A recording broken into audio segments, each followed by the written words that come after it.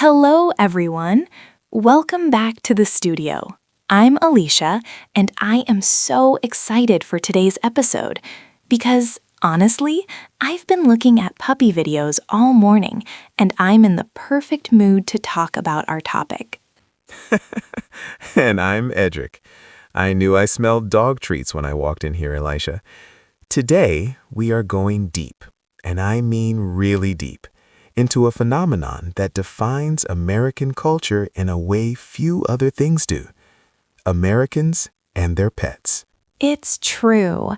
If you've ever visited the U.S. or watched an American movie, you know that the dog isn't just the dog. The dog is often the main character. But why?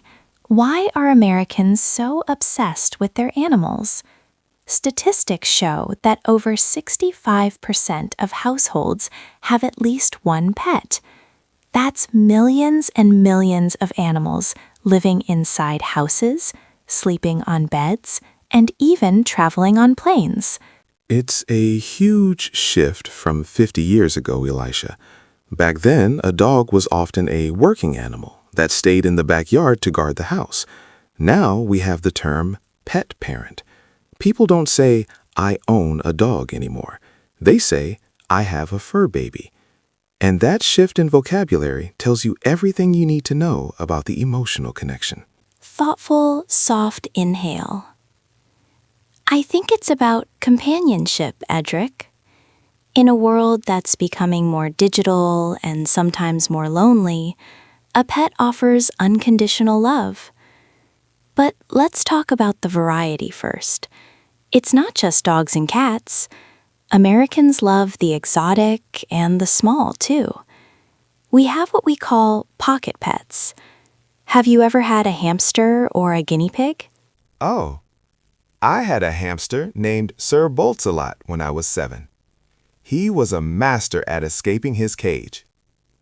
Pocket pets are usually the starter pets for American children. It's how we teach kids about responsibility, feeding, cleaning the cage, and unfortunately, it's often a child's first lesson about life and death. That's so true. It's a rite of passage. But then you have the aquarium enthusiasts. People spend thousands of dollars on saltwater tanks, coral reefs, and exotic fish. It's like having a living piece of art in your living room. And did you know that fish are actually the most numerous pets in the country? Simply because you can have 30 of them in one tank. I believe it. But let's move to the heavy hitters. Dogs. There are nearly 90 million dogs in the U.S., and the industry behind them is staggering. We are talking about pet grooming, pet insurance, and even doggy daycare. If you are an American working a 9-to-5 job, you don't want your dog to be lonely. So you drop them off at a daycare, where they play with other dogs all day. It's like a school for toddlers, but with more barking. And more tail wagging. I've seen doggy daycares that have webcams so the owners can watch their dogs from their office computers. That brings us to a very important category of animals, working dogs. These aren't just pets, they are heroes. This is where the conversation gets really inspiring. Let's start with guide dogs, also known as seeing eye dogs. These dogs are essentially the eyes for people with visual impairments. The level of training they undergo is intense. They have to learn something called intelligent disobedience. I love that term. Can you explain it for our listeners? It sounds like a contradiction. It does. Normally, a dog is trained to obey every command.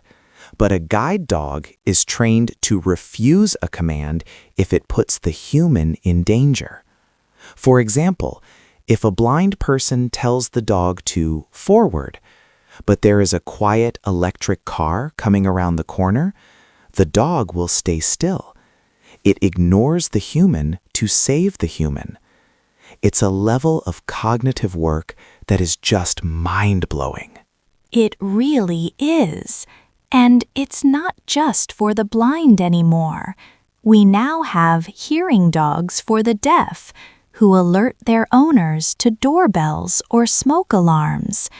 We have diabetic alert dogs, who can smell a drop in blood sugar before the human even feels it. And then, Edrick, there are the search and rescue dogs. Oh, the SAR teams. These dogs are the first responders after earthquakes, hurricanes, or when someone gets lost in the mountains. Their sense of smell is roughly 10,000 to 100,000 times more acute than ours. They can track a scent through water, under mud, or through miles of forest. I remember reading about the dogs after natural disasters. They get so emotionally involved in the search. There were reports that during the search for survivors after big disasters, handlers had to hide so the dogs could find someone, just to keep the dogs' morale up. If they only find bad news, they get depressed. They have so much empathy. That's the human-animal bond right there. We also have the canine units in the police force. These dogs are trained for apprehension and detection. In the U.S., these dogs are often considered full officers. If someone hurts a police dog, they face the same legal consequences as if they had hurt a human officer. And when a canine retires, the community often throws them a party. They usually go to live with their handler as a regular pet for the rest of their lives. Smiling, soft inhale. They deserve a lot of naps after a career like that. But Edrick, we can't talk about pets without talking about the Adopt, Don't Shop movement. This has completely changed the way Americans get their animals. Absolutely. 20 years ago, people wanted purebred dogs from expensive breeders. Now, there is almost a prestige in saying your dog is a rescue. People go to animal shelters or humane societies to find their companions. It's seen as a more ethical choice. You aren't just buying a pet, you are saving a life. And people love to talk about their dog's origin story.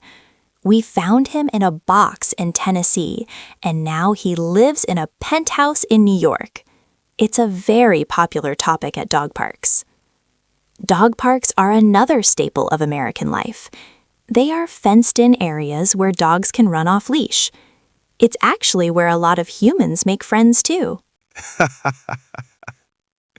It's like a social club for people who like to talk about poop bags and flea treatments. But seriously, the economy reflects this love. Americans spend billions on pet insurance. Think about that for a second. We have medical insurance for our cats. If a cat needs a complex surgery, the pet parent wants to be able to afford it without breaking the bank. And the food. We've moved away from just kibble. Now you have raw food diets, grain-free options, and even organic treats. I saw a bakery the other day that only makes pup-cakes, cupcakes for dogs. No sugar, just carrots and peanut butter. It sounds crazy to some, but for Americans, it's just part of the family budget. It's the quality of life factor. We should also mention the less common pets. Birds, for instance.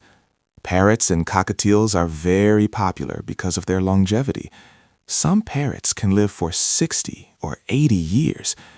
That means you have to leave the bird in your will. You have to decide who will take care of your bird after you are gone. It's a lifelong commitment. I never thought about that. I leave my house to my daughter and my parrot to my nephew. That's a lot of responsibility. What about reptiles? Snakes and lizards have a very dedicated following in the US too. It really shows the diversity of the country.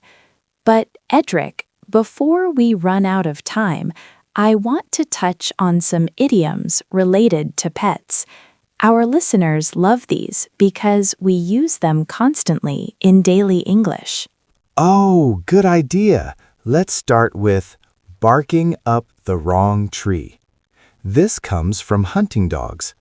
If a dog thinks a raccoon is in one tree and barks at it, but the raccoon has already jumped to another tree, the dog is barking up the wrong tree. It means you are looking for a solution in the wrong place. I love that one. How about let the cat out of the bag? It means to reveal a secret by accident. I do that all the time. And one of my favorites for when you are exhausted, dog-tired. After a long day of recording this podcast, I am usually dog-tired. It probably comes from the way a dog just collapses after a long run. They don't just sit, they flop. I'm definitely flopping after this. To wrap things up, Edrick, what is your final take on why this bond is so strong in America? I think it's because pets represent the best parts of us. They don't care about your politics, your job, or your bank account. In a fast-paced, often stressful country, a pet is a constant source of being in the moment. They teach us to slow down, to go for a walk, and to appreciate the small things, like a sunny spot on the floor. That was beautiful, Edrick. Well, listeners, we want to hear from you. Do you have a pet? Is it a working animal or a fur baby? Leave a comment, send us a photo, and let's keep this conversation going. We've put a massive vocabulary list in the description. Check out words like leash, muzzle, fostering, and veterinarian. It will help you sound like a pro the next time you visit a dog park. Thank you for joining us for this special long-form episode. We hope you learned something new and felt a little bit of that pet-loving magic. Until next time, keep practicing your English and give your pet a scratch behind the ears for us. Goodbye. Goodbye, everyone.